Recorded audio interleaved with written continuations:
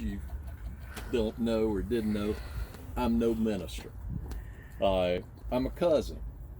I'm a simple man of faith who was asked by his sweet cousins, Carrie and Amy, to say a few words here at the graveside.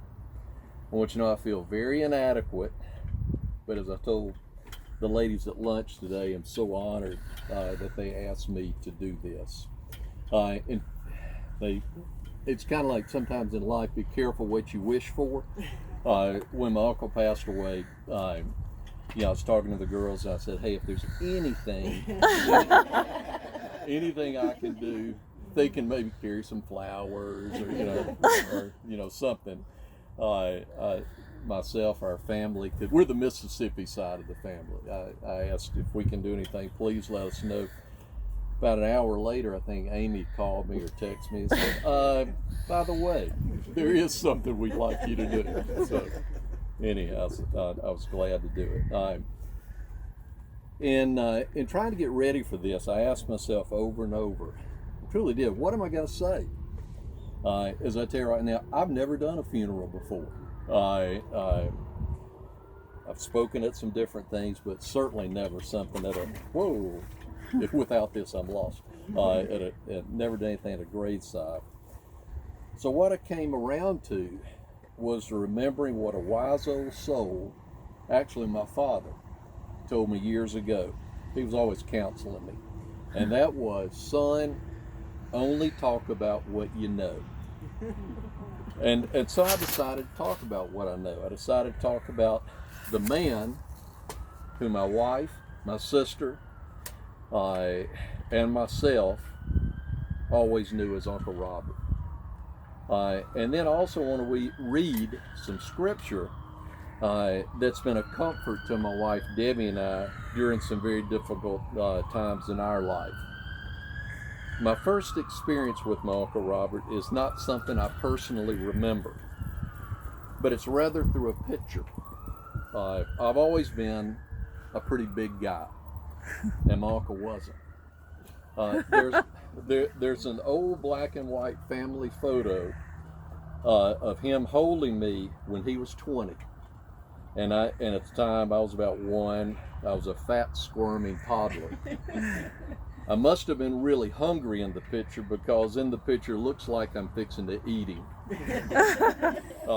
He, on the other hand, was just smiling and laughing. I mention this because my uncle was a very kind man.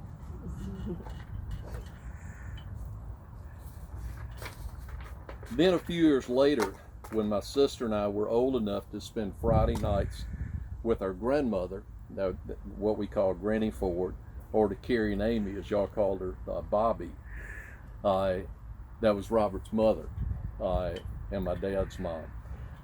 I used to love to get up on cold Saturday mornings and go running into my grandmother's kitchen, because I knew I'd see Uncle Robert. He'd be sitting there by my grandmother's old stove, literally with the lower warming drawer pulled out, with his feet in the warming drawer. Uncle Robert was very cold-natured. He'd be sitting there eating his buttered eggs. My grandmother, Bobby, made the best buttered eggs in the world.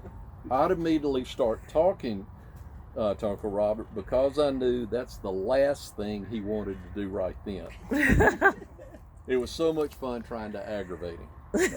He'd always say, as only he could, and I probably can't talk as slow as he did, "Oh, y'all are here again?" Of course, I'd then say something sarcastic. My sister, my older sister who's here, was much nicer than me, so she wouldn't spout off. I'd say something like, "We can come over here anytime we want to. It's our grandmother's house, not yours." Then he'd give me one of those, certainly we know it in our family, that kind of solemn forward look. And then he'd grin out of the side of his mouth like he was prone to do it. And he'd say, "Well, Mom, I guess you better fix him some buttered eggs too." I'd then climb up on a chair at the kitchen table and have breakfast with my Uncle Robert.